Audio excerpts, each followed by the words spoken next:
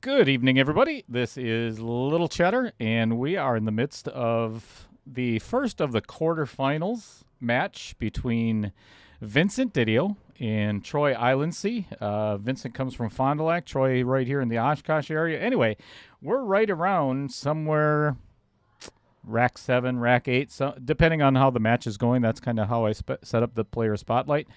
Welcome to the player spotlight of Mr. Vincent Didio.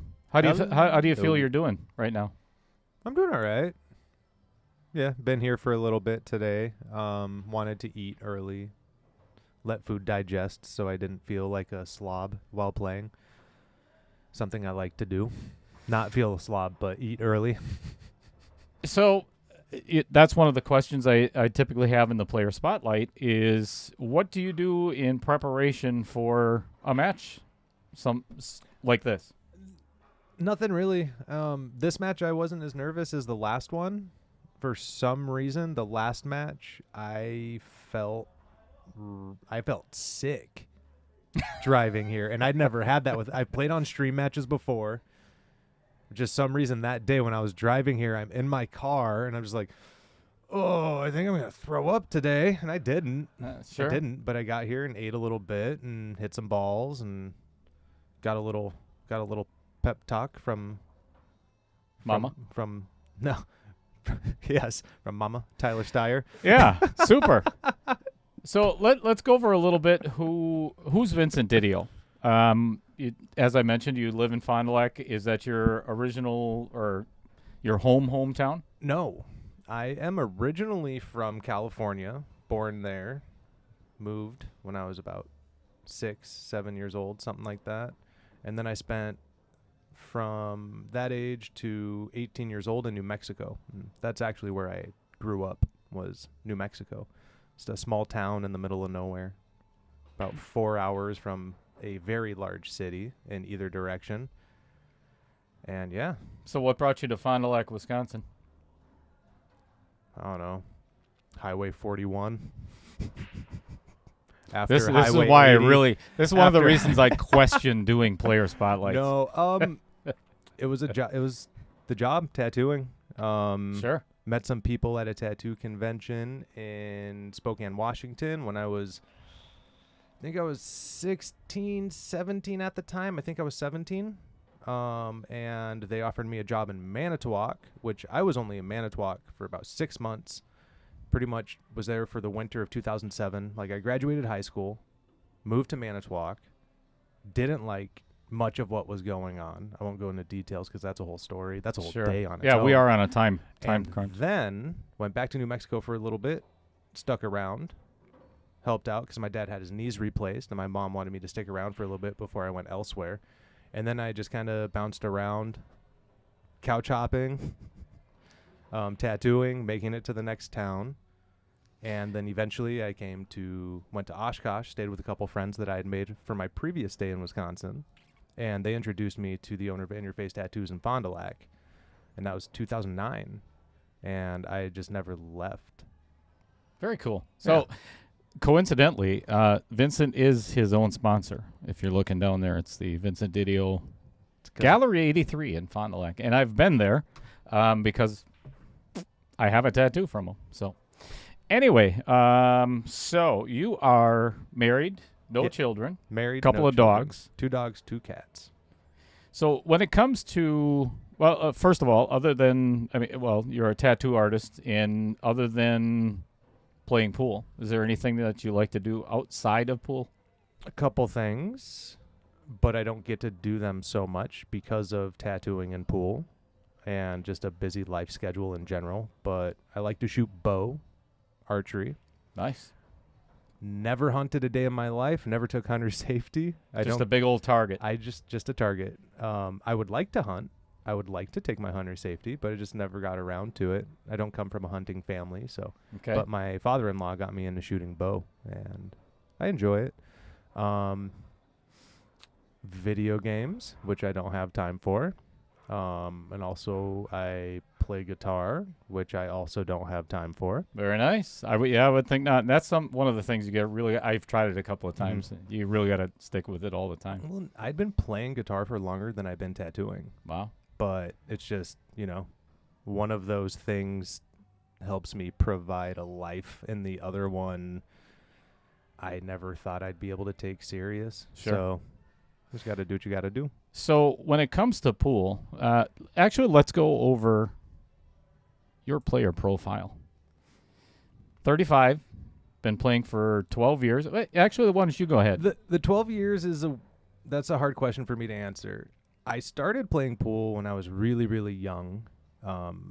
My father was very involved in his local VFW. He's a Vietnam combat vet. And they had 2 tables there.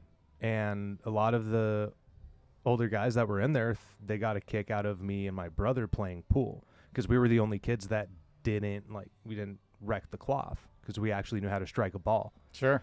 So that was pretty much that. But it's not like I shot consistently from that point for the rest of my life. I got into it again in high school and then fell out of it again. But I've only really been playing seriously I bought my house 6 years ago, and there's a table in the basement, and that's when I started playing again. All right. Like consistently. And then What makes 10 ball your favorite game? Why? I like rotation more because it is more difficult. It's not my best game by any means. I'd say 8 ball is probably my best game because 8 ball leaves less precision, and I'm not the most precise player in the world. But 10 ball provides more of a challenge, and it's a harder break than 9 ball. Granted, on this table, I imagine 9 ball is going to break rough because that's what these matches have shown me so far for 9 ball. But yeah, just it's a tougher game. I like the fact that it's rotation, and with the rule set being what it is, there's no slop. Okay. So if Vincent, you look at those 3 gentlemen that you knocked out, Lloyd Gordon, Yes. Luke Vaga, Yes. and John Lee. Yes. What would be your most memorable moment out of those 3 matches? Is there one actually? For each match? Nope, just one of them. Just one? Yeah. Probably being 8-2 against Lloyd and then getting lazy, and it ended up going to the hill. I had a very good lead on him, and I was shooting really good that day. Yep. And I was like, I can let a couple slip if I don't get out of this table. And then he won that one. Then he broke and ran, and then everything just kind of started to turn. So, but this tournament's been a great learning experience for me because I've been able to just learn new things about myself and what helps me play. That kind of leads me into my next question. So if you go back to when you first signed up for 1.1, you also played in 1.0. Yeah. We won't talk about that. We're in 1.1. What made you want to come back and play again in 1.1? Well, it wasn't a 650, like a 600 to a 650. Okay, which kind of leads me to my question, Vincent, is as a 500, when you entered this tournament, knowing that there's no handicap, you're not getting any kind of spot, what did you feel your chances were? And did you feel that you would make it to the quarterfinals? That's a hard question to answer. Good. Well, we've spoken, you know me. I'm not the type of person that's like, I can win. It's like, I just wanted to be able to, how about that? Donald J. Trump is calling me. Oh, cool. That's actually what it says. That's nice. Show the camera. Sorry. No. It already ended, but that's apparently he's calling from a 920, y'all. Cool. But never had that happen before. That on the was stream. weird. It was a huge mistake. But so let's see here. Yeah, I wanted to shoot the tournament because it was a lower number. Initially, I felt there with a 64 player field, right? Mm-hmm. So 64 players, 50% of them were in the mid in that higher range area, I'd say about. So it's like, okay, it's luck of the draw, and with a constant redraw every round, I felt if I might be able to draw people that by number I can outplay just because the odds are there. Mm-hmm. Which didn't happen. Like number wise, it didn't happen once. I've been the underrated player per every match. But by Fargo. And yeah, by Fargo. But and I can see it too, but my Fargo doesn't match my playing. Some days it does, but now, like currently I haven't been playing at a 4. I'm a 499 as of right now. I dropped a point doing nothing. Yeah, that'll happen. But I figured it would be fun to play. Cool opportunity. I can't answer if I thought I was going to make it deep or not. Understandable. I was hoping to be able to get into the money at the minimum and mostly be able to. And here you are. Keep the mental aspect of the game in a good place, because that's something I constantly work on, because that is my biggest my biggest like cripple in the game of pool is mentally. I fall apart quick. And I think that's with probably 80% of amateurs. Yeah, for sure. It's what happens between the ears. Right? I mean, a lot of us have really good strokes, really good games. It's the mental side of things that really make a difference in this. Yeah, but I've been able to keep myself pretty grounded for the most part.